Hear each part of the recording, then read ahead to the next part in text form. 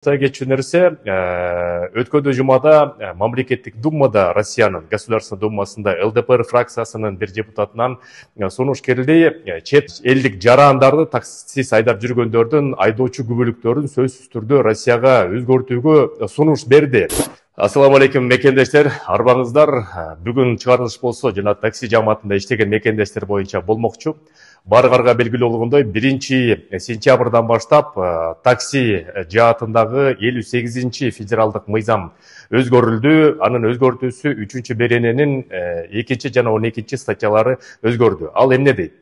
Биринчиден, ар бир такси жааматында иштеген мекендештер же таксисттер соттолбогон түрдө справканы алыш керек. Эгерде Кыргызстандын жараны болсо, силерге 2 справка керек. Биринчи справкасы бул элчиликтен аласыңар, консулдук бөлүмдөн аласыңар. Эгерде башка шаарларда болсоңуздар, бекер эле келет, келесиңер, тапшырасыңар. Азыр тиги элчилик менен биргеликте сүйлөшүп атабыз. Чоң таксопарктын жааматы барларды балким бир жол жоболорун таап туруп, өзүнчө жолдор менен очерети жок бергенде кылууга. Бул биринчиден. Экинчиден, Орус янындагы соттолбогон тууралуу справкасы керек. Аны болсо МВДден аласыңар же МФЦден аласыңар. Бекер эле берилет экөөтен.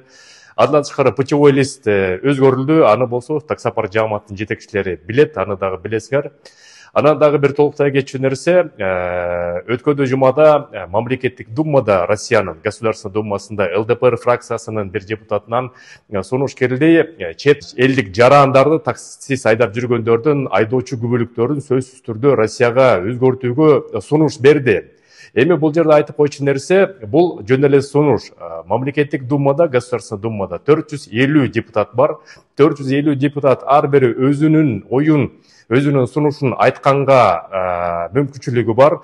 Бирок Кыргызстанда орус тили расмий официалдуу тил болгондуктан, биздин конституцияда орус тили официалдуу болуп киргендиктен эч кандай Кыргызстандын жарандарына бул тиешеси жок. Кыргызстандын айдоочулук күбөлүгү кандай иштеп жүрсө, ошондой эле иштеп жүрө бересиңер мекендештер. Камсынып ойлоп коюңуздар, бул жөнүндө конституция көзөмөлү боюнча айдоочу күбөлүк да өзгөрбөйт. Бул эми кичине болсо дагы жакшы жаңылык.